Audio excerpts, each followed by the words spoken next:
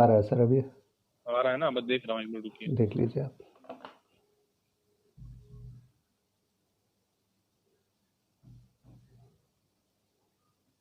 हो गया, ठीक है, ठीक सर। स्टार्ट कर रहा हूँ मैं। क्लास स्टार्ट ठीक, कर दूं अब मैं कि एक बच्चे? मिनट बाद, ठीक एक है। मिनट बाद स्टार्ट कर दीजिएगा। ठीक ठीक ठीक। ठीक है sir.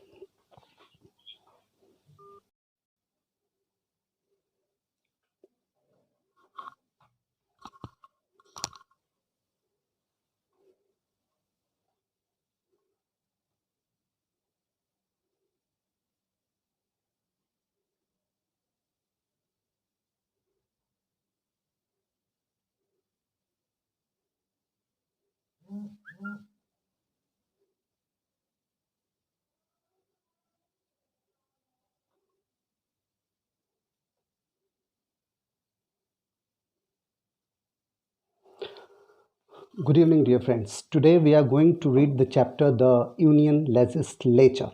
Okay, from after giving a class 9th examinations, now it's for the first time that we are going to have the class of civics. And in civics, I'm going to take the first chapter. And this chapter is very crucial. Why? Because the children, those who are in CMS, in the first comparative, they will be getting a single chapter, and that will be of 30 marks. So that's why this chapter is very important for us.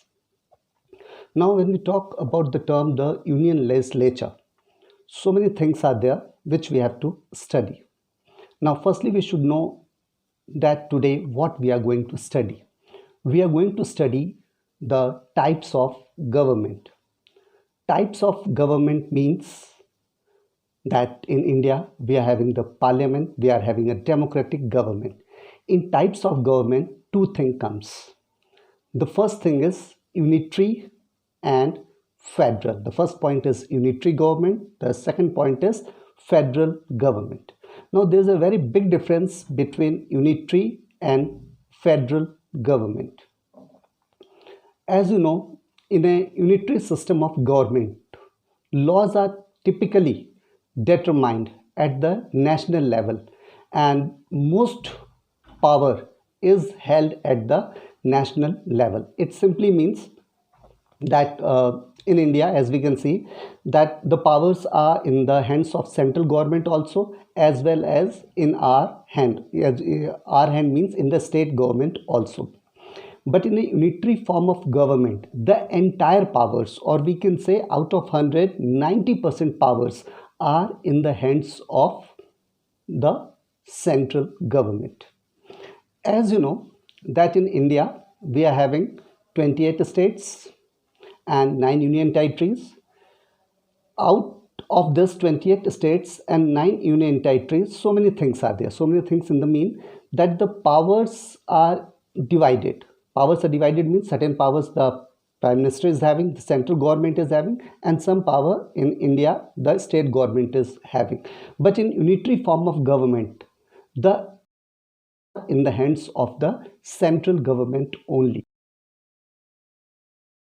Administration, or they only used to look after the people, and whatever they wanted, means whatever the king wanted, he or she was totally free to take his her own decisions.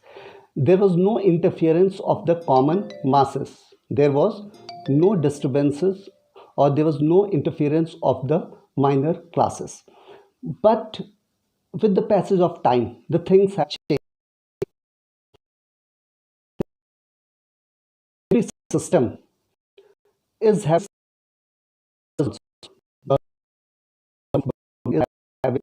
certain disadvantages also. For example, such as hypercentralism. Listen the word carefully. The word is hypercentralism. The word hyper means extra power. Hypercentralism means extra power. The central is having more powers in comparison to the state. We can either call it hypercentralism, or we can say detachment from local needs. In hypercentralism, there is a detachment from local needs and the potential to develop into a tyrannical system of government. Or we can also say that in unitary system of government,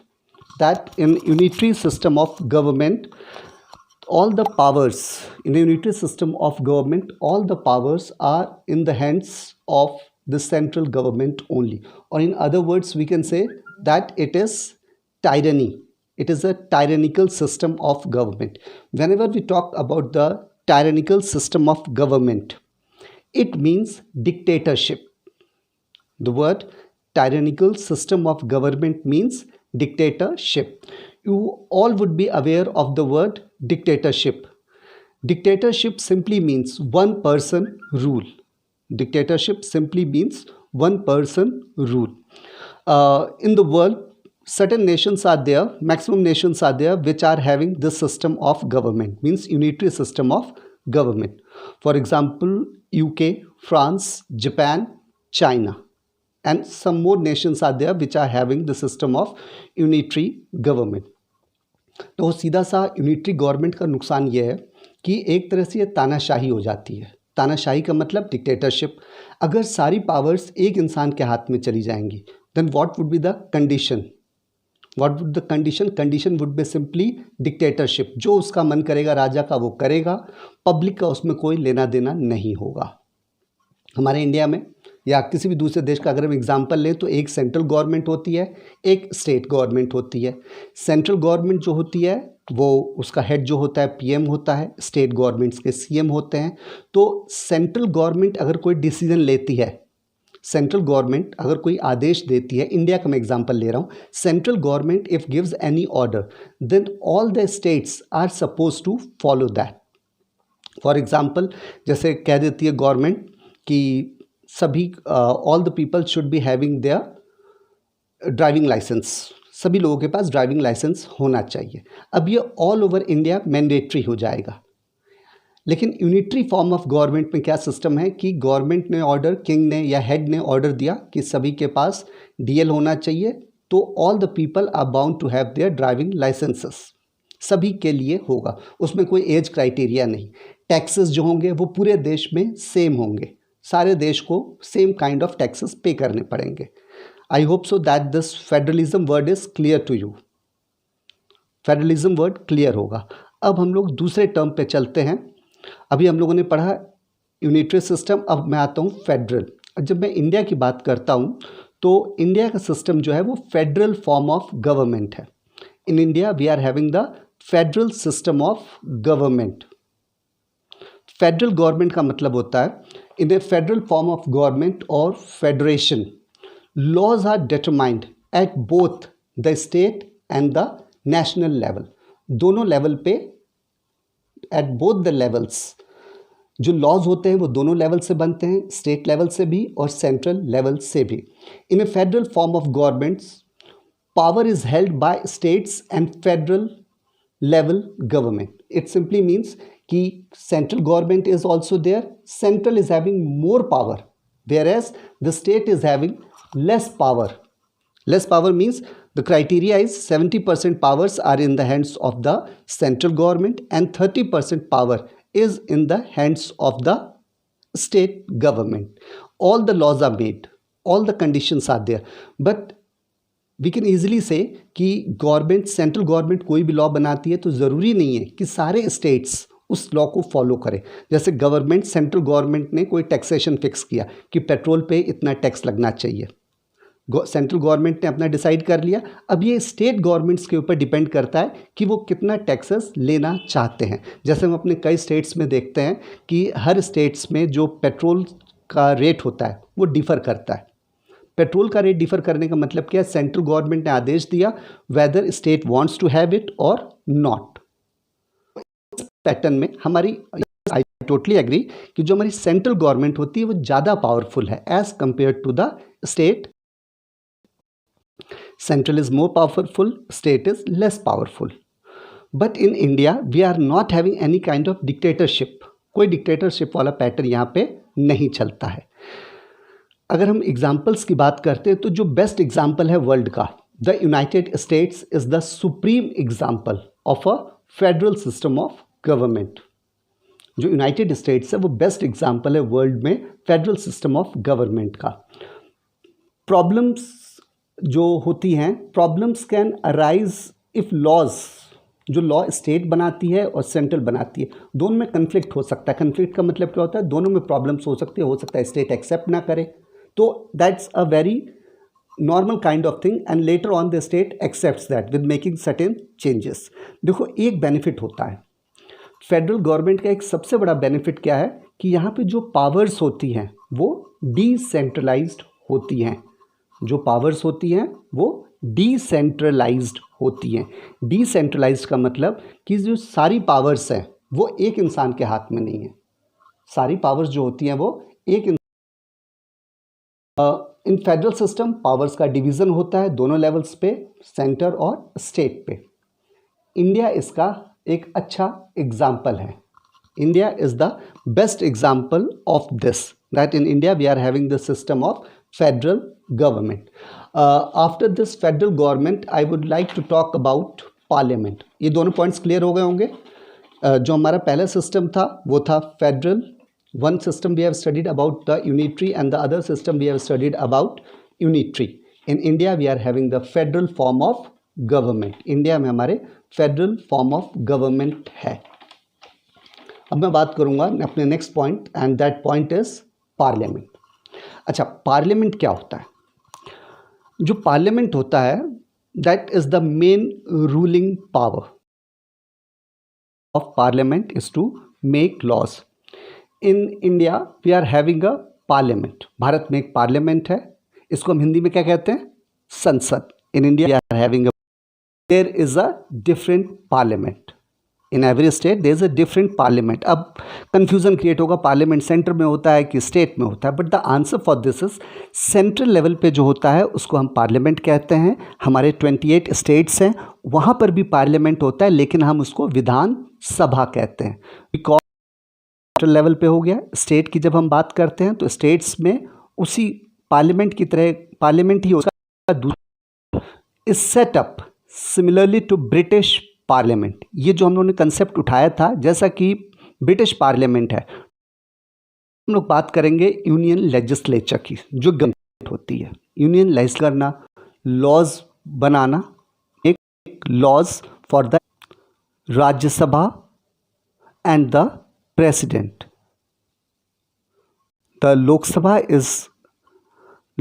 is there and the Rajya Sabha is there, and apart from that the president is also there. The members of the Lok Sabha and the Rajya Sabha, they are known by the name of members of parliament, whereas president is also a member.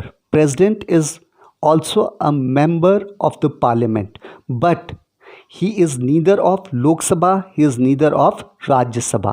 That person is in the list of Union Legislature. The president is in the list of Union Legislature, but he is not a member of the Lok Sabha or the Rajya Sabha. This point is clear, that this person is not, the president is not a member of the Lok Sabha or the Rajya Sabha. That is the point of parliament. Now again I will tell you that the parliament is consisting of three things: the Lok Sabha, the Rajya Sabha and the president. In the parliament or parliament is the house where all the MPs sit together. In the parliament house, all the MPs stand for members of parliament. They sit together and discuss and make the laws. Again I will repeat the definition, or I will make the concept clear. In the parliament house, all the MPs sit together and discuss and make the laws. In Hindi we call it as Sansad Bhavan. Parliament house is known as Sansad Bhavan. Now I will talk about the first component, and the first component is Lok Sabha. Now when we talk about Lok Sabha, we should know the meaning of the word Lok Sabha. The word Lok means people, or it is also known as the house of the people. Lok Sabha is known as the house of the people, or it is also known as lower house. Remember the terms, similar terms. House of the People. Lok Sabha is also known as, it is also known as the lower house. Okay, now I will tell you about the composition. I will tell you about the composition of the Lok Sabha. Total there are 545 members. Total in the Lok Sabha there are 545 members. This is the fixed criteria that minimum this much should be there. Out of this 545, 530 are selected from the states. 530 are selected from the states. 13 are selected from the union territories, and the remaining 2 are the Anglo-Indians. The remaining 2 are the Anglo-Indians. 530 plus 13 plus 2 equals to 545. I've used the term Anglo-Indian. अब सवाल आता है कि Anglo Indian होता क्या है? What do you mean by Anglo-Indian? Anglo-Indian is considered to be someone who lives in India. Anglo-Indian is considered to be someone who lives in India and whose father or any of the male, remember the word, any of the male ancestors belong to European lineage, or especially I would call it as the lineage of England. देखो, जब Britishers आए थे 1860s 1870s में, उन्होंने transportation और communication का काम start किया. ट्रांसपोर्टेशन और कम्युनिकेशन का मतलब क्या हुआ कि उन लोगों ने रेलवे ट्रैक्स बनाए, टेलीग्राफ पोल्स बनाए. तो उस समय जितने भी मेल्स आए थे, male Britishers, they have settled in India only. They got married here to Indian and they were having their sons or daughters. So जो ये सिस्टम था, इसको हम लोग कहते हैं Anglo Indian community. This term is mainly used for British people who are working in India and belong to Indian origin community. That is an Anglo-Indian. I hope so that this Anglo-Indian point is clear. So total members are 545, out of which 5. India में आखिरी चुनाव कब हुआ था? आखिरी general elections कब हुए थे? The last elections were held in 2019 and the next will be held after 5 years. And the next will be held after 5 years. That is 2024. इसमें कंडीशन क्या होती है? जो भी जीतता है, whichever party wins the election or whichever party proves the majority, whichever party proves the majority, that party is going to become a government. by government form करके.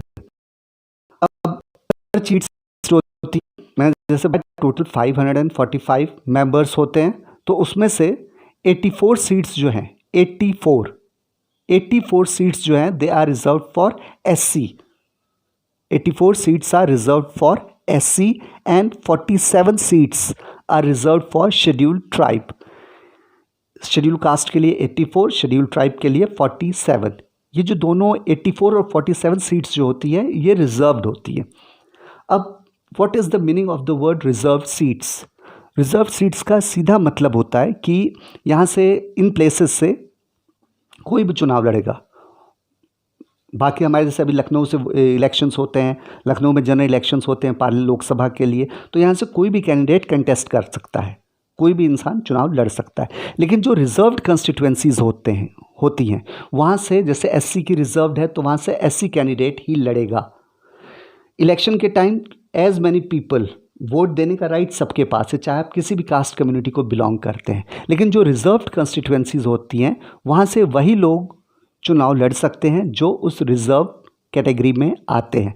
The same thing goes for scheduled tribe also. Schedule caste हो या schedule tribe constituencies होती हैं, वहाँ का system same रहता है. There the system is going to be same.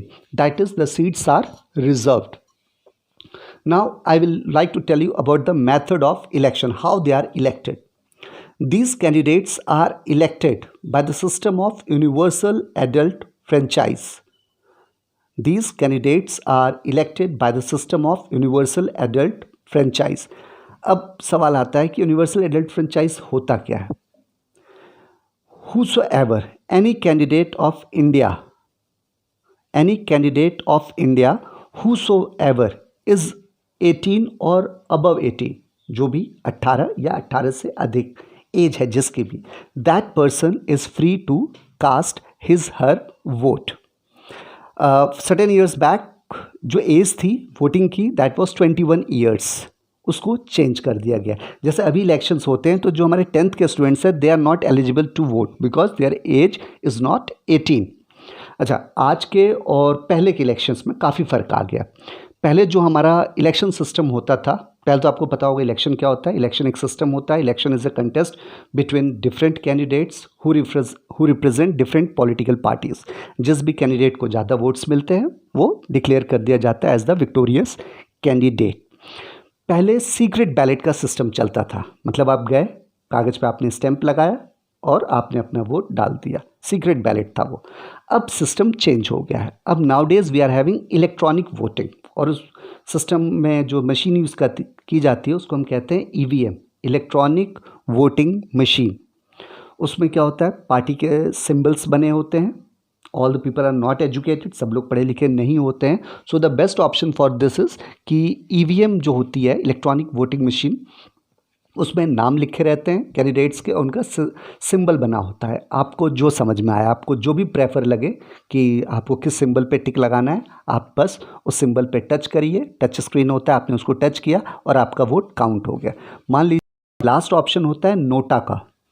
Okay, now the word NOTA means none of the above. None of the above, none of the above का मतलब हो गया कि जितने भी नाम उसमें लिखे हुए हैं आपको कोई भी पसंद नहीं आ रहा और आपने अपना वोट किसी को नहीं दिया, नोटा पे आपने टिक लगा दिया, प्रेस कर दिया उस बटन को, तो none of the above. Now I have told you about Lok Sabha कि आप अपना वोट कैसे डाल सकते हैं। अब मैं बताना चाहूँगा कि for example if you are interested in contesting the election, अगर आपका मन चुनाव लड़ने का कर रहा है, if you are feeling to contest the elections, तो certain qualifications are needed. Certain qualifications are needed, like qualifications की हम लोग बात करें 5। There is no maximum criteria, means you can be of 80 also, you can be of 90 also. जो age की criteria कुछ नहीं है, मिनिमम 25 ईयर्स होनी है। आप 25 या 25 से अधिक हैं तो आप अपना वोट दे सकते हैं। The next point is qualifications में name in list. Those people are only supposed to give their votes. अच्छा, वोटर लिस्ट में किसी भी वोटर लिस्ट में जिसका भी नाम है, थ्रू आउट इंडिया में किसी भी वोटर लिस्ट में अगर आपका नाम है, किसी भी कंस्टिट्यूंसी की वोटर लिस्ट में अगर आपका नाम है, then you are free to give your vote. अभी हम लोग उन पॉइंट्स की बात कर रहे हैं जो कि ऐसे कैंडिडेट्स जो कि लोकसभा का इलेक्शन लड़ना चाहते हैं। What are the qualifications needed for them. पहली क्वालिफिकेशन होनी है कि you should be a Indian citizen, your age should be above 25 years, your age should be more than 25 years, your name should be there in voters list, आपका नाम voter list में होना चाहिए। आप इन लोकसभा इलेक्शंस, आप कहीं से भी लोकसभा का चुनाव लड़ सकते हैं। ये हम लोगों ने 3 पॉइंट्स पढ़े। फोर्थ पॉइंट, चौथा पॉइंट जो है, that person should not be a bankrupt, कि मीन्स आपने इतना ज़्यादा करप्शन में ना हो या आपने बहुत ज़्यादा, it should not be there. Next point is very important point, you should not hold any office of profit. You should not hold any office of profit under government. मतलब है कि सरकारी गवर्नमेंट जॉब में आप ना हो। अगर आपका मन है चुनाव लड़ने का तो पहले आप अपना इस्तीफा दीजिए, you just give your resignation before contesting the election, then only you can be a part of the election. You should not be a proclaimed criminal, इस पॉइंट को ध्यान देना। You should not be a proclaimed criminal. Proclaimed criminal का means कि आपके ऊपर cases cleared by the judiciary that you are a criminal. Okay. Next point is that you should be having a sound mind. Means you should be having a normal brain. You should not be mentally retarded. ये करीब 4-5 qualifications होती हैं which are very crucial. अगर आपके पास ये qualifications हैं then only you are eligible to contest for the MP और member of parliament in the Lok Sabha elections. Main points मैं फिर से रिपीट कर दे रहा हूँ. You should be Indian citizen. Your age should be above 25. Your name should be there in the voters list. You should not be a bankrupt. You should not hold any office of profit under the government. You should not be a proclaimed criminal. And you should be of a sound mind. ये सारे इनकी qualifications होती हैं. कई ऐसे भी points होते हैं जिसके बेसिस पे आपको डिसक्वालीफाई किया जा सकता है. Disqualification of members. मेंबरशिप आपकी डिसक्वालीफाई की जा सकती है.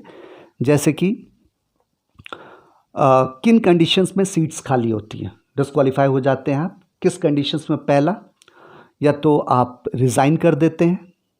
किस तरीके से सीट्स खाली हो जाती हैं. जैसे कि अगर आप रिज़ाइन कर देते हैं, इफ़ अ मेंबर रिज़ाइंस, या आप हाउस में 60 days nearly for 2 months you are not present in the house without the permission. मतलब आप बिना परमिशन हाउस से 60 मेंबरशिप कैन बी डिसक्वालीफाइड. अच्छा, डिसक्वालिफिकेशंस कई तरह की हो सकती हैं.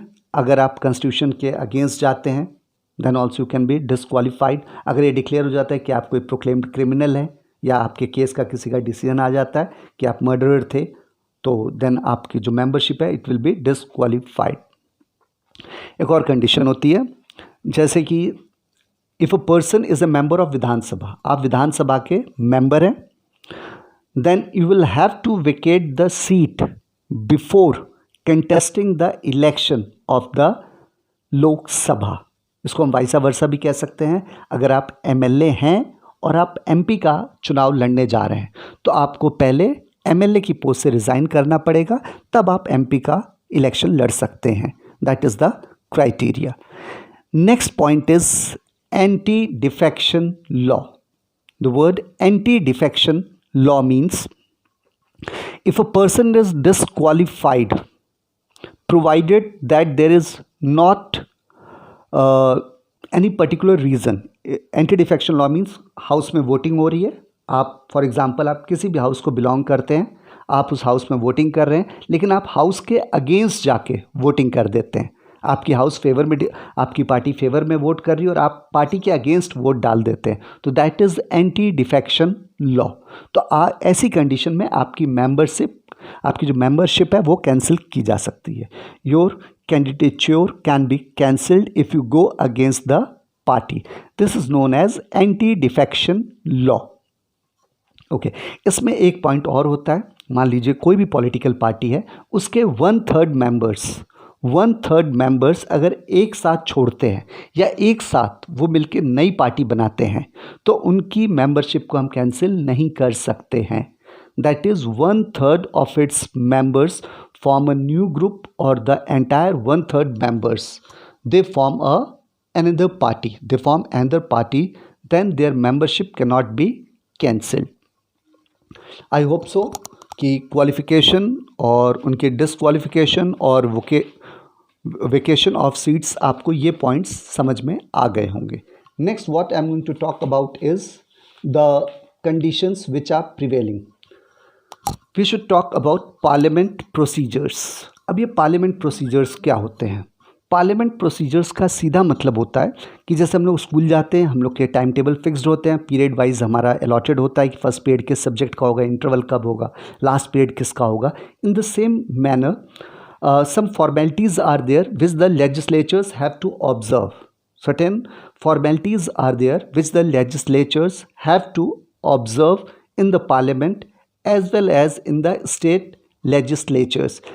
इस चीज़ को हम लोग कहते हैं parliamentary procedures. Again I like to tell you some formalities are there which the legislatures have to observe, which the legislators have to observe in the parliament. और इस सिस्टम को हम कहते हैं पार्लियामेंट्री प्रोसीजर। अच्छा, कुछ पार्लियामेंट्री प्रोसीजर्स की बात करें, जैसे सबसे पहले आता है एक वर्ड सेशन। सबसे पहले हमें पता होना चाहिए कि सेशन होता क्या है। Session means the number of meetings each house shall meet at least twice a year and the interval between them should not exceed more than 6 months। जो हाउस की मीटिंग्स होनी चाहिए एक साल में कम से कम 2 बार, और जो गैप होना चाहिए मीटिंग का वो 6 महीने से अधिक का नहीं होना चाहिए।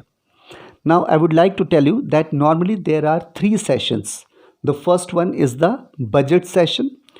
बजट सेशन जो होता है वो फरवरी से लेके मई तक चलता है। उसके बाद नेक्स्ट जो होता है जुलाई अगस्त मंथ का, that is the monsoon session. और जो थर्ड होता है that is the winter session. Winter session जो होता है वो नवंबर दिसंबर मंथ में रन करता है। अगर हम इस साल की प्रेजेंट ईयर की बात करें तो जो हमारा जो बजट सेशन था due to the disease corona virus, उसकी वजह से जो हमारा सेशन जो अभी चल रहा है दैट इज़ टिल जून। हमारा जो फाइनेंशियल ईयर स्टार्ट होगा वो 1 जुलाई से स्टार्ट होगा।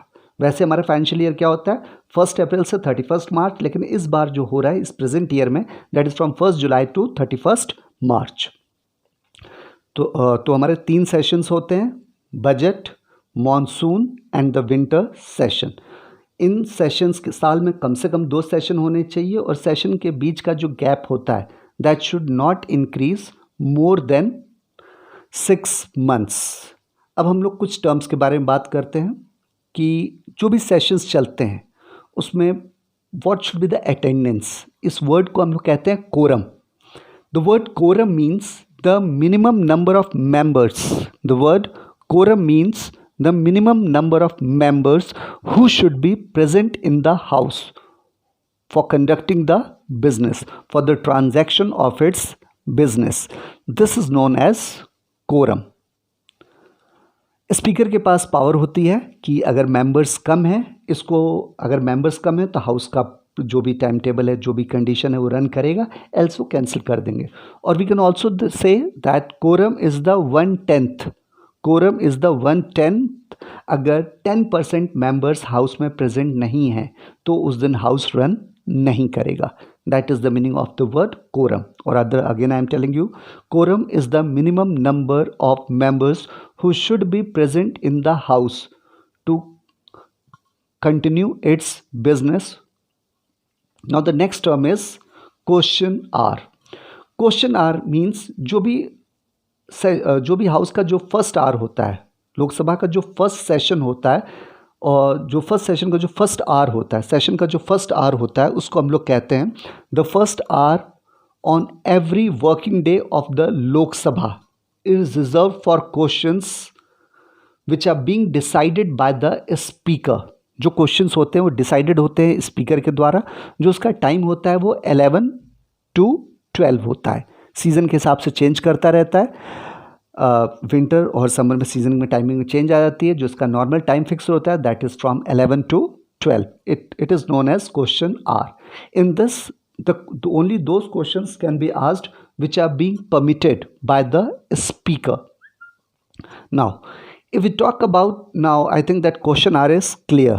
हर दिन का, हर डे का जो फर्स्ट टाइम अलॉटेड होता है, जो फर्स्ट आवर होता है that is from 11 to 12, that is the question hour. जितने भी क्वेश्चंस होते हैं all the questions are addressed to the chair. These questions are asked to the chair. Chair means the chairman or the speaker. And the government, whosoever is the ruling government, that is obliged to answer it. उनको उन questions का answer देना ही पड़ेगा। 3 types of questions are there. पहला stayed questions, STARRED. Stayed questions are there. The second type is unstayed questions, and the third type is short notice questions. सबसे पहले हम लोग बात करते हैं स्टेड क्वेश्चंस की। स्टेड क्वेश्चंस वो होते हैं in which we wish to have an oral answer on the floor of the house. हम उस क्वेश्चन का सिर्फ ओरल आंसर चाहते हैं हाउस में। Such questions are indicated by an asterisk mark. Supplementary questions भी पूछे जा सकते हैं। सप्लीमेंट्री मतलब मैंने एक क्वेश्चन पूछा, उसी में मैं कुछ और ऐड भी कर सकता हूँ। जैसे आपने पहला क्वेश्चन जो पूछा था मैंने उसका आंसर दिया, आप उसके बाद सेम क्वेश्चन के लिए कुछ एड ऑन क्वेश्चंस भी फ्रेम अप कर सकते हैं। Starred questions are the oral question. 3 types के होते हैं। फर्स्ट टाइप हमने पढ़ी है स्टेट क्वेश्चंस। स्टेट क्वेश्चंस का मतलब होता है ओरल क्वेश्चंस और आपको उसका आंसर ओरली देना होता है। Second type is unstarred questions. Unstarred questions का सीधा मतलब हो गया that the answer should be given in written form. No supplementary questions can be asked. ध्यान रखना, कंफ्यूजन नहीं होना चाहिए। पहला पॉइंट था स्टेट क्वेश्चंस, इसमें जो भी क्वेश्चंस पूछे जाते हैं उसका आंसर ओरली दिया जाता है और आप क्वेश्चंस को ऐड ऑन भी कर सकते हैं। मींस आपने एक क्वेश्चन पूछा उसके बाद आप दूसरा क्वेश्चन भी पूछ सकते हैं। Second type is unstarred questions. Unstarred question means ये जो क्वेश्चंस पूछे जाते हैं you have to give in a written form. इसमें जो क्वेश्चन पूछा जाएगा वो रिटन फॉर्म में होगा and in this no supplementary questions can be asked there on. आपने एक क्वेश्चन रिटर्न में पूछा है तो एक ही रहेगा, उसमें आप कोई एक्स्ट्रा सप्लीमेंट्री क्वेश्चन ऐड नहीं कर सकते हैं। Third type is short notice questions. Short notice question means कोई अर्जेंट इंपॉर्टेंट इशू आ जाता है। Short notice questions relates to a matter of urgent importance. कोई बहुत अर्जेंट मैटर आ जाता है और ऐसे क्वेश्चंस को हम हाउस में रेजअप करते हैं शॉर्टर नोटिस में। 10 दिन का हम ड्यूरेशन देते हैं, मतलब बहुत फास्ट वाला जो वर्किंग होता है उसको हम लोग कहते हैं शॉर्ट नोटिस क्वेश्चंस। 3 टाइप्स के हमने पढ़े हैं, स्टेट क्वेश्चंस, अनस्टेट क्वेश्चंस और शॉर्ट नोटिस क्वेश्चंस। ओके, जो शॉर्ट नोटिस क्वेश्चंस होते हैं उसका रिप्लाई जो होता है एट ए शॉर्ट नोटिस, बहुत कम समय में उनका हमें आंसर देना होता है। It is for him to accept और not to accept short notice questions. ये स्पीकर पे डिपेंड करता है कि whether he accepts such kind of questions और नॉट। अगर एक्सेप्ट किया then he will have to give the answer in a shorter duration of time. हम लोगों ने एक पॉइंट पढ़ा है, पहला था question hour. Question hour 3 types के होते हैं, starred, unstated and short notice questions. Now I am moving to the point 0 hour. Okay. The 0 hour refers to the period which begins at 12 o'clock soon after the question hour. Question hour की timing क्या होती है 11 to 12 और जैसे ही question our खत्म होता है उसके बाद हमारा आ जाता है 0 hour। 0 hour की टाइमिंग होती है 12 और nearly it runs for 1 or 1.5 hour. During the 0 hour, members raises all type of questions without any permission or prior notice. Question hour में विदाउट परमिशन और प्रायर इन्फॉर्मेशन के हम लोग क्वेश्चंस नहीं पूछ सकते, लेकिन 0 hour में without prior information and all type of questions can be raised to the speaker. The presiding officer controls the house. जो प्रिसाइडिंग ऑफिसर होता है means the speaker, he faces the house. Okay, जो यहाँ पे जिन questions का discussions होता है they are very heated arguments. Heated discussions होते हैं, हीटेड आर्ग्यूमेंट्स होते हैं. And in this the government is bound और the speaker is bound to take suitable action on a particular matter. Attention of the government, यहाँ पे attention of the government to take suitable action on a particular matter. जिस भी type के questions होते हैं उसका answer देना पड़ता है. Now the next type is adjournment motion. The word adjournment motion means a proposal to lay aside. देखिए, जैसे कोई इंपॉर्टेंट काम आ जाता है, जो रोज का हमारा टाइम टेबल फिक्स है उसको हम एक किनारे कर देते हैं और जो डेफिनेट मैटर है अर्जेंट इंपॉर्टेंस का, we start the discussion on that. That is known as urgent matter or that is known as adjournment motion. Again, I like to tell you the adjournment motion. And adjournment motion means a proposal to lay aside all business, all other business and take up a definite task or a definite matter of urgent importance. This is known as adjournment motion. For example now days जो भी due to the corona जो हम लोग का अभी का house चल रहा है, एडजर्नमेंट मोशन हो रखा है उसमें, अभी इसी टॉपिक्स पे केवल डिस्कशंस वगैरह चल रहे हैं. So that is the adjournment motion. Now the next motion is a very crucial one. The next motion is no confidence motion. The word no confidence motion means that a proposal expressing lack of confidence. Word से समझ सकते हो. No confidence means when the party is not able to prove its majority in the house on any kind of issue, on any kind of topic, then it is known as no confidence motion. ऐसा नहीं होता है कि motion हमें तुरंत उसका answer देना होता है. हम आपको the speaker gives you time duration of 10 days. 10 दिन में कोई एक डेट दी जाती है कि आप आइए and you prove your majority on that particular date. And if you are not able to prove your majority on that particular day, then you will have to resign. Means not only you, means the entire government has to resign from their post. That is known as no confidence motion. If remember, जो हम लोग की 12th Lok Sabha थी उसमें काफ़ी heated discussions हो रहे थे. उस समय जो हमारे PM थे, that was late honorable Dr. Atal Bihari Vajpayee or Shri Atal Bihari Vajpayee. At that time he was our Prime Minister. The government collapsed and general elections were held. सिर्फ एक वोट से, I would say just due to one vote, no confidence motion was passed and Honorable Shri Atal Bihari Vajpayee has to give his resignation. उन्होंने अपना इस्तीफा दिया था. अच्छा, ये तो हो गया no confidence motion, or in other words we call it as NCM, no confidence motion. And what is the reverse of this known as? It is known as confidence motion. Means अगर आपके पास 50% या उससे अधिक की majority है तो you are ruling there, आपकी government run करेगी. अगर आपकी मेजॉरिटी कम पड़ जाती है 50% से, then no confidence motion is passed in the house. Thank you.